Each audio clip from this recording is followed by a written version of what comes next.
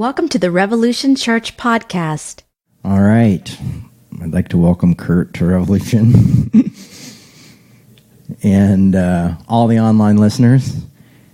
We are having an amazing day here at Revolution. Last week we had a pretty full house, and this week we have Kurt. I don't know what's happened. Maybe I made everybody angry last week and they decided to protest. I could blame the weather, but it's kind of crappy outside. So actually, it's actually really cool and refreshing. A little overcast. It's Caputo's fault. I shouldn't have read from Caputo. Damn you, Caputo. I've gone too far. I need to get back to reading Brennan Manning. Everybody liked it when I did that. Yeah. Life is tough, man. Life is full of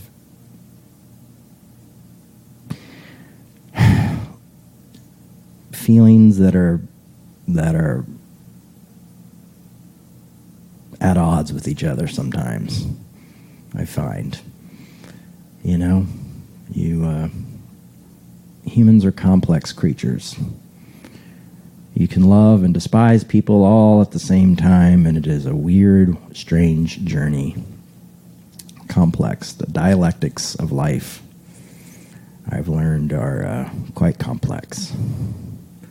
But in some ways, I'm grateful for it because it causes us to work things out. So today, in my constant "What is Jay reading?" series, started reading this book, Anarchy and Christianity, by, how do you pronounce that? Jacques Ellul.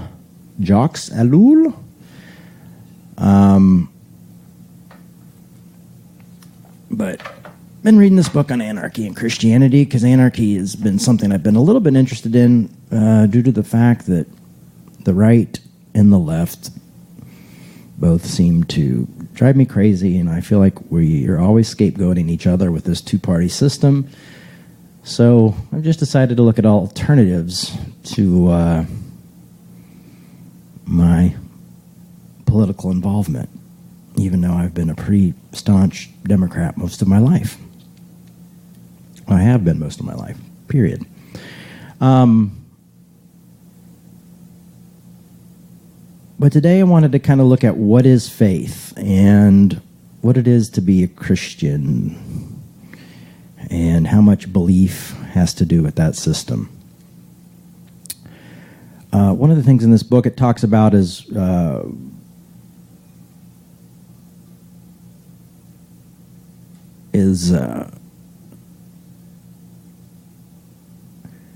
why sometimes anarchists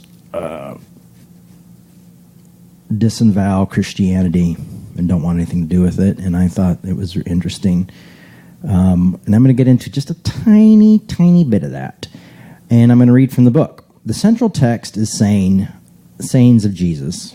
I am the truth.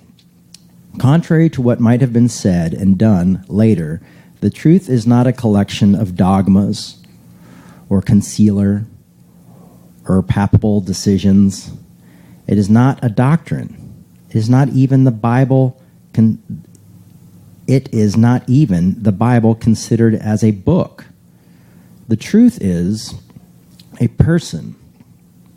It's not a question, then, of adhering to a Christian doctrine. It is the question of trusting in a person who speaks to us. Christian truth can be grasped, heard, and received only in and by faith. But faith cannot be forced. The Bible tells us that. So does common sense. We cannot force someone to trust a person when there is distrust.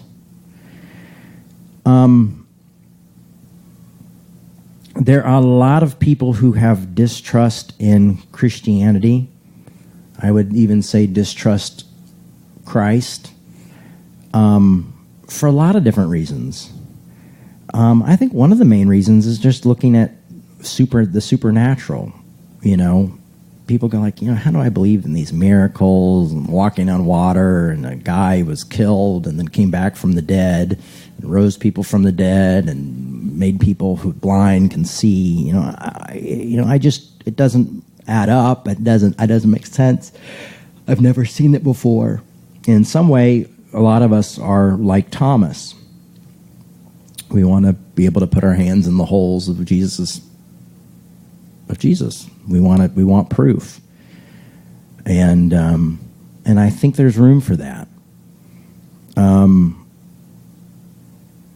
I think there's a lot of room for that. So what I wanted to look at was, I'm going to start in Ephesians 2, and probably what used to be one of my favorite verses. 2:8 it's for by grace you have been saved through faith. This is not your own doing. It is the gift of God, not a result of works, so that no one may boast. For we are what God has made us, created us in Christ Jesus for good works, which God prepared beforehand to be our way of life.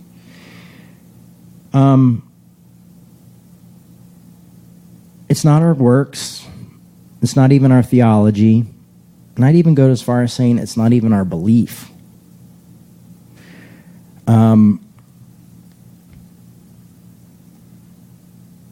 Sarah Silverman had a skit that she did and talked about like how they'd crucify Jesus again, but she was doing a skit and pretending to be somebody else, and I don't know exact things about it, but she was defending herself about it because she was catching a lot of flack for it. And I just was like, hey, I'm a pastor and I dig you, And I had a few people tell me that I wasn't a real pastor. This was on Instagram. It's always fun when that kind of crap happens on Instagram. And questioned me, and the litmus test seemed to be with one person in particular, is if I believed that gay marriage was okay or not. And it was funny because at one point they were saying it was about faith and about this and all that, and then the next minute it was about what I believed. And it's funny how we want to say like, well, your theology then must make you a Christian. Or what you believe must make you a Christian. But the Bible talks about that a few different things. In Galatians, it talks about fruits of the Spirit, peace, patience, kindness, love, joy, and these things are the way that you know someone's a Christian. And John, or a follower of Christ, if that's even a better probably way of putting it. In the book of John 13,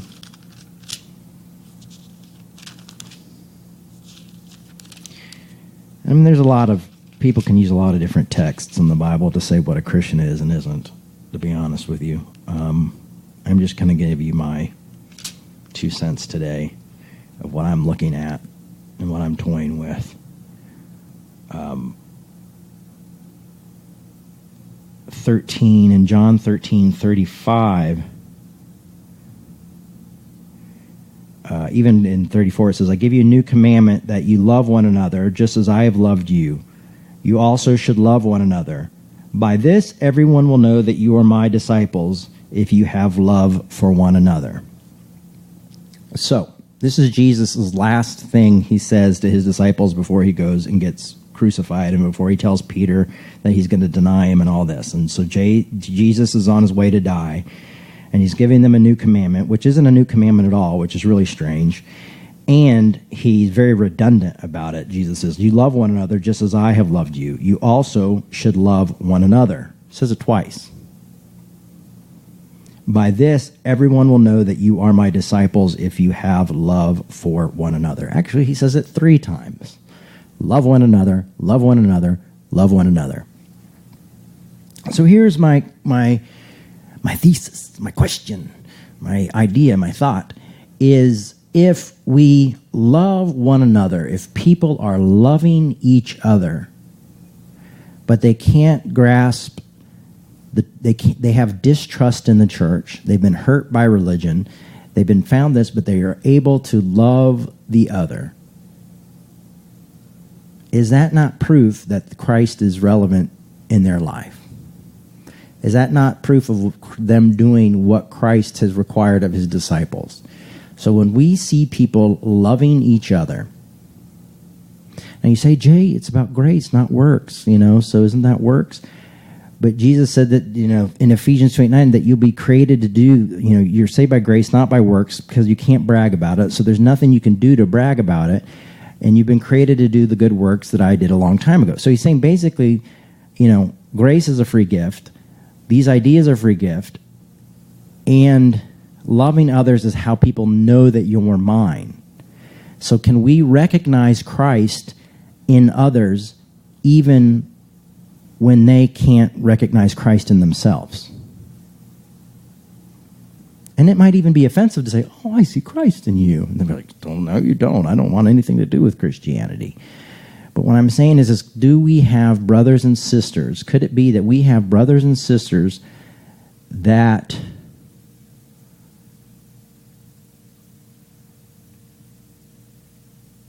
just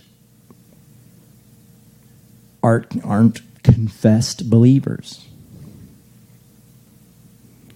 That aren't comfortable with the title Christian. I'm not comfortable completely with the title Christian, and everything that it brings. Christianity, to say you're a Christian, you almost have to have an asterisk there to be like, this is the type of Christian that I am. I'm a liberal Christian. I'm a progressive Christian. I'm a Calvinist Christian. I'm an Arminian Christian. I'm a predestined Christian. I'm a post-revelation Christian, post-whatever, post-rapture, pre-rapture, whatever. What kind of Christian are you? If you go to spend any time in theology books, you realize it's quite a bit. And Jesus is boiling it down to your love for one another. I think it was in Love Wins. Shirley have been talking a lot about Rob Bell. I've only read a few of his books. But in Love Wins, one of the reasons he wrote that book was there was an art show at their church, and someone had put up a picture of Gandhi, and someone put a Post-it on the picture of Gandhi and said, reality check, Gandhi's burning in hell. And this is why he wrote the book Love Wins. And it's funny, in his community, in the city that he was in, people started to do this bumper sticker war thing where everybody had these Love Wins bumper stickers, and then other people made these bumper stickers that had God wins, which means that by God wins means that some people are in hell, I guess. I don't know. But people don't know the irony of saying that in 1 John, God is love. So basically, the bumper stickers were saying the same thing, if you wanted to take it in a biblical sense. I don't believe in hell, so in a literal hell. So for me, the destination thing isn't what it's all about. Final destination. I'm really trying to learn to live before I die, and man, I hope there's a place that we all get to go together and hang out for eternity. That would be interesting.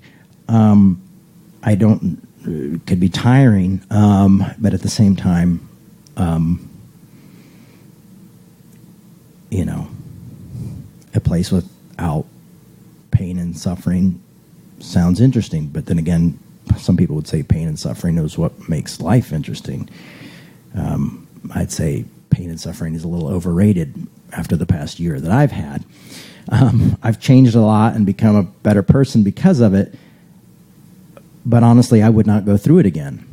If someone's like, you have to start this whole year over again, or you could start this whole year over again and even learn more, I would say, no thanks, I'll pass. It was too hideous. It was too painful. I've never experienced the type of pain that I went through this past year, and I've lost my mother. I've been through a divorce before, but for some reason this last year, my mental health and going through a divorce and having kids and trying to balance my life as a pastor was almost more than I can bear. I would say if it wasn't for about 4 or 5 people, I would not be here on this earth right now. I would probably know what afterlife is actually about, because I did not want to live anymore. And that is just the reality of where I was at. But there's no sinner's prayer in the Bible.